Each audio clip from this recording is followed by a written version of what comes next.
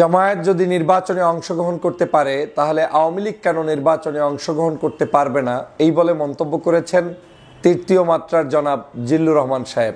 জামায়াত ইসলামের সাথে আওয়ামী লীগের সাথে কি কোনো তুলনা হয়? আর সারা বাংলাদেশের যে কোনো সংগঠনের সাথে আওয়ামী লীগের সাথে কোনো তুলনা করার কোনো সুযোগ কি আছে? গত 53 বছরে বাংলাদেশের স্বাধীনতার পর থেকে আজ পর্যন্ত বাংলাদেশের সবচাইতে নিকৃষ্ট কোনো দল যদি থেকে থাকে, আপনাদের ধারাভাষ্য অনুযায়ী কিংবা বক্তব্য অনুযায়ী, কোনো সংগঠনের সাথে কি আওয়ামী লীগের সাথে তুলনা করার মতো কোনো সুযোগ তারা রেখেছে? বাংলাদেশে বিভিন্ন অর্গানাইজেশনের বিভিন্ন ধরনের দোষ ত্রুটি জাতির কাছে উপস্থাপিত হতে পারে, থাকতে পারে, আলোচনা হতে পারে, সমালোচনা হতে পারে, ডিবেট হতে পারে, কিন্তু আওয়ামী লীগ যা করে গিয়েছে এটা এখন আর ডিবেটের পর্যায়ে নেই। এই আওয়ামী লীগ করে গিয়েছে চোখের সামনে মানুষদেরকে, একদম প্রধানমন্ত্রী থেকে শুরু করে ওই দলের সর্বনিম্নের যে কর্মী রয়েছেন সে পর্যন্ত এই ধরনের সন্ত্রাসী কর্মকাণ্ডের মধ্যে লিপ্ত হয়ে গিয়েছিলেন এবং তারা দিবালোকের মতো স্পষ্টভাবে জাতির সামনে, চোখের সামনে মানুষগুলোকে হত্যার জন্য নির্দেশ দিয়েছেন, খুন করেছেন, মেরেছেন এবং 16 বছরের ইতিহাসটা ছিল তাদের কি সেটা জাতি আজকে জানে। বাংলাদেশের প্রত্যেকটি প্রান্তে মানুষের কান্না ভেসে উঠত এই আওয়ামী লীগের অত্যাচারে, জুলুম, নির্যাতনে, খুন, গুম, হত্যা, মানুষের উপরে জুলুম, নির্যাতন, বিনা ভোটের নির্বাচন, অর্থনীতিতে লোপাট করা, ক্রস ফায়ার দেওয়া, আয়নাঘর তৈরি করা, প্রত্যেকটি রাজনৈতিক দলগুলোর উপর থেকে যে কি বিভৎস চরিত্র উপস্থাপিত হয়েছে সেটা জাতিকে আর বলার ভাষা নেই। সেই আওয়ামী লীগের সাথে আপনি তুলনা করছেন জামায়াত ইসলামের সাথে। প্রথমেই বলতে চাই, জামায়াত ইসলাম 1971 সালে কি করেছে? যুদ্ধাপরাধী বিচার করতে গিয়ে আওয়ামী লীগ বাধ্য হলো মানবতা বিরোধী অপরাধ সাজাতে। মানবতা বিরোধী অপরাধ সাজাতে গিয়ে 2013 সালের যাদেরকে মানবতা বিরোধী অপরাধের দায়ে ফাঁসি দেওয়ার চেষ্টা করলেন, জেলের মধ্যে মারলেন, প্রত্যেকে বাংলাদেশের মানদণ্ডে আদর্শবান সবচেয়ে ভালো মানুষগুলোকে হত্যা করার মধ্য দিয়ে আপনি নাটক সাজালেন।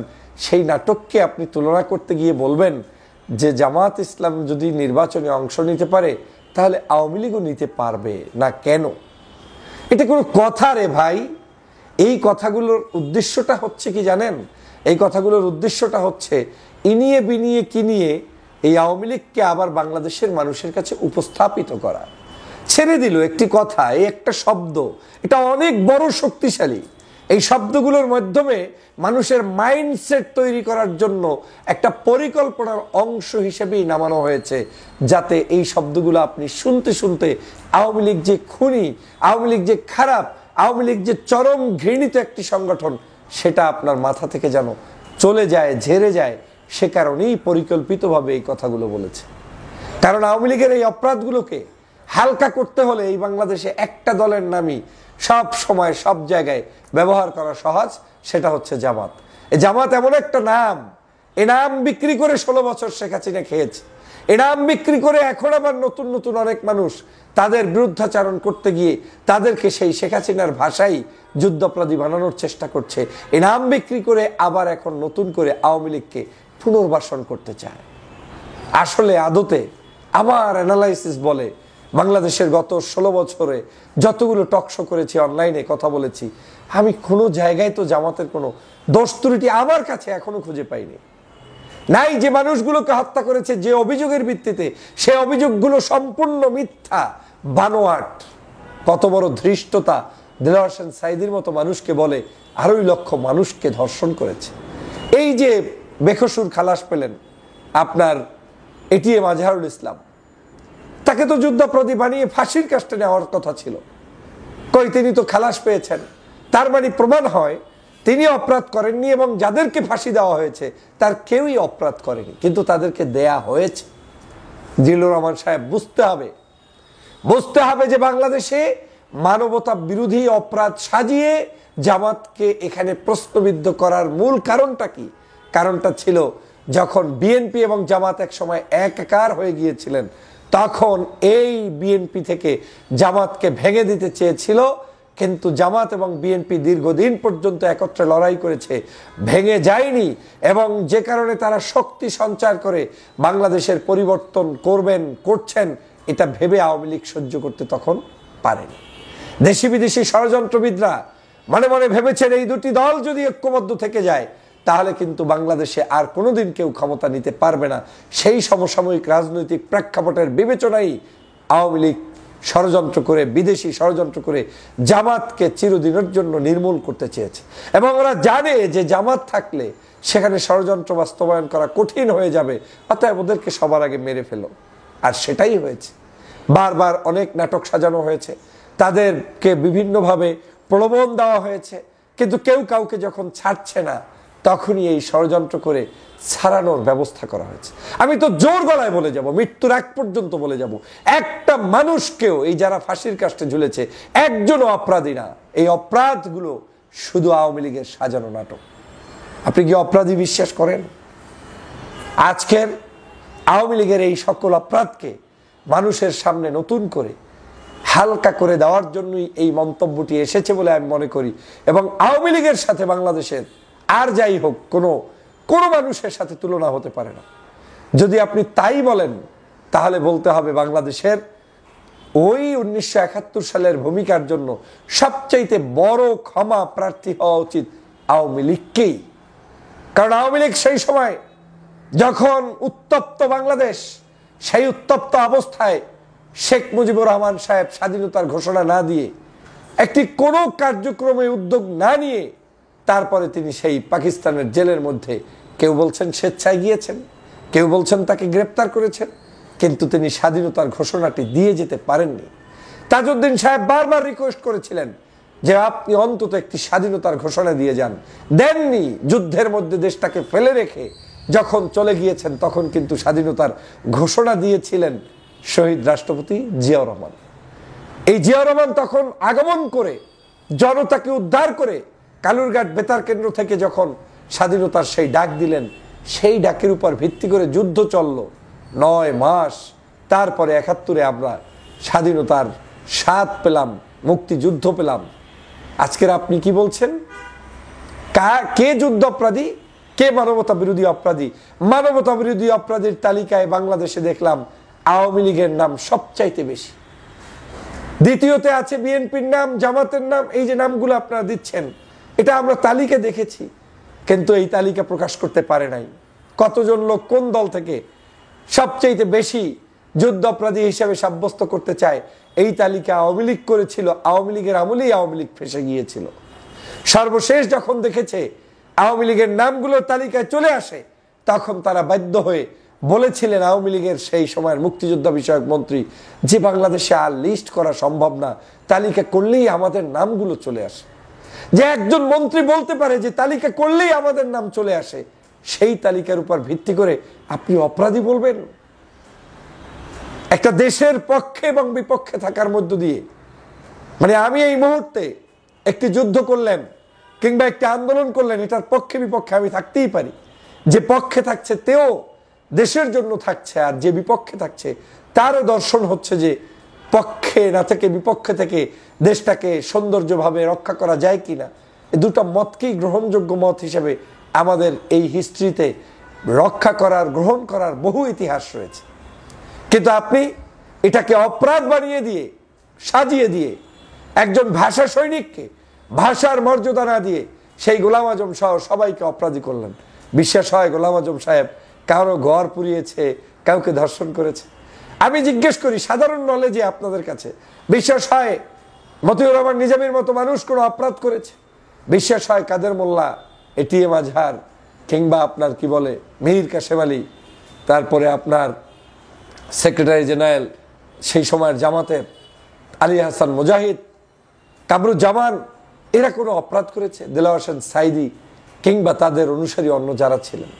এই সবগুলো সাজানো নাটক।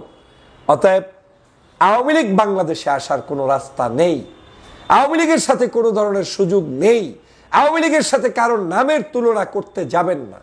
2024-এর মুক্তিযুদ্ধে এই যে বিজয় অর্জন করেছেন, এই বিজয়ের মূল কারবারটাই হয়েছে কয়েকটা কারণে। কেউ বিশ্বাস না করলে কিছু করার নেই।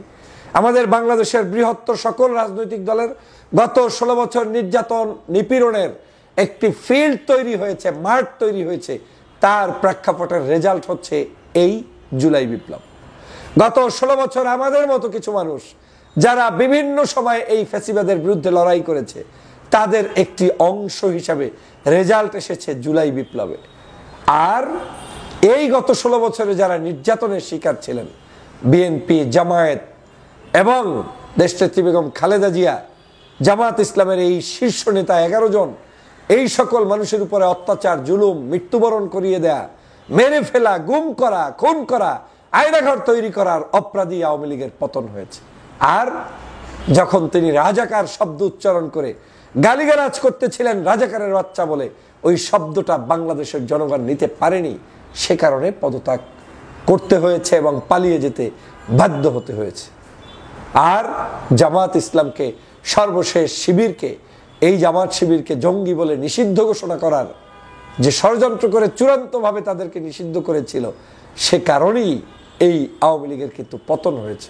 অর্থাৎ যারা নতুন করে আওয়ামী লীগেরকে বাস্তবায়ন করতে, আওয়ামী লীগকে বাংলাদেশে আনতে চান, আমি মনে করি তারা বাংলাদেশের শহীদ হওয়ার জায়গায় প্রশ্নবিদ্ধ হয়ে যাবেন। কারণ এই বাংলাদেশের জনগণ আওয়ামী লীগের সাথে আর কারো তুলনা করতে চায় না। এদেশের এই জুলাই বিপ্লবের অংশ বিশেষ হচ্ছে এই জামাত। ওরা না থাকলে, ওই শিবির না থাকলে, এ বাংলাদেশের জুলাই বিপ্লবটাই হয়তো আপনার সামনে এত দ্রুত চলে আসতো না। অতএব কাজের সময় লেগেছে জামাত শিবির, এখন জামাতকে বিতর্কিত করতে চান, এটা চরমভাবে ধৃষ্টতা এবং অন্যায় ছাড়া আর কিছুই হতে পারে না। প্রিয় ভাই, আমি মনে করি আপনার এই বক্তব্য প্রত্যাহার হওয়া উচিত। আওয়ামী লীগ চোখের সামনে মানুষের রক্ত ঝরিয়েছে।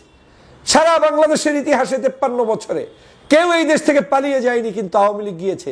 আওয়ামী লীগ ক্ষমা চাইলেও তো ক্ষমা করা হবে না। কিসের ক্ষমা? ওর তো ক্ষমা নেই, ও তো সন্ত্রাসী সংগঠন। অতএব আওয়ামী লীগের সাথে তো জামাতের কোনো তালনা করার কোনো সুযোগ নেই। আওয়ামী লীগের অপরাধের সাথে আপনি জামাতের অপরাধ মিলিয়ে আওয়ামী লীগকে নতুন করে বাংলাদেশের রাজনীতির একটি পথ তৈরি করে দিতে চান, এটার সাথে এই বক্তব্যের কোনো জাতি গ্রহণ করে না। এটা বুঝতে হবে। বাংলাদেশের এই ইতিহাসটা আমাদেরকে জানতে হবে। প্রিয় সহযোদ্ধা ভাইরা, আজ এই বাংলাদেশে গভীর ষড়যন্ত্র এখনো চলমান। আমি মনে করি এই আওয়ামী লীগ ফেরত আসলে বাংলাদেশের সবচাইতে যারা ক্ষতিগ্রস্ত হবে, তার মধ্যে বর্তমান প্রেক্ষাপটে বড় ক্ষতিগ্রস্ত হবে বিএনপি। কেউ মানেন কিংবা না মানেন, কারণ বাংলাদেশের মানুষ বিএনপি এবং আওয়ামী লীগকে বিভিন্ন কারণে এক করতে চায়, যদিও আমি এটা বিশ্বাস করি না। বিএনপির চরিত্রের সাথে আওয়ামী লীগের চরিত্র যায় না, কিন্তু তারপরেও দুটি বড় দল ছিল। অনেকের ধারণা যে বাংলাদেশের হয়তো এই বিএনপির এবং আওয়ামী লীগ প্রায় কাছাকাছি সংগঠন বিশ্বাসের দিক থেকে। এই বক্তব্যগুলো যারা দিয়ে এই নর্মালাইজ করতে চায় আওয়ামী লীগকে, আমি মনে করি তাতে বিএনপিরই ক্ষতি হবে। কারণ ভারত বিরোধী এবং দেশের স্বাধীনতার পক্ষে যারা এই মুহূর্তে আওয়ামী লীগের বিরোধী রয়েছে, তারা কেউ কোনো অবস্থায় আওয়ামী লীগের পুনর্বাসন চায় না। অতএব কেউ যদি আওয়ামী লীগের পুনর্বাসনে সহযোগিতা করে, তার একটা বড় ধাক্কা বিএনপির মতো সংগঠনকে ভোগ করতে হবে। বাকিরা কিন্তু ওই যেহেতু আওয়ামী লীগের চূড়ান্ত বিরোধী সংগঠন, তারা কিন্তু বিরোধিতার কারণেই জনগণের ভালোবাসায় আকৃষ্ট হয়ে বাংলাদেশের জনগণের ভালোবাসার সংগঠনে রূপান্তরিত হবে। আমার কাছে মনে হচ্ছে এই ধরনের কাজ করে বাংলাদেশে এখন নতুন করে বিএনপির বিরুদ্ধে, জামাতের বিরুদ্ধে বা অন্য কোনো সংগঠনকে ক্ষতিগ্রস্ত করার কোনো যৌক্তিকতা নেই। আসুন আমরা সবাই মিলে ঐক্যবদ্ধভাবে আওয়ামী লীগের এই ষড়যন্ত্রের পথ রুখে দেই এবং আওয়ামী লীগের বিরুদ্ধে আমাদের যে অবস্থান যুগে যুগে ছিল, সেই অবস্থানকে সুদৃঢ় করি এবং ফ্যাসিবাদী শেখ হাসিনার সকল বাংলাদেশে প্রতিষ্ঠিত হওয়ার যে স্বপ্ন এবং তিনি যাদের মাধ্যমে প্রতিষ্ঠিত হতে চান, তাদের যে নতুন এজেন্ডা, সেখান থেকে আমাদের সাবধান হতে হবে। আল্লাহ পাক আমাদের সেই তৌফিক দিন। আমিন। আসসালামু আলাইকুম ওয়া রাহমাতুল্লাহি ওয়া বারাকাতুহু।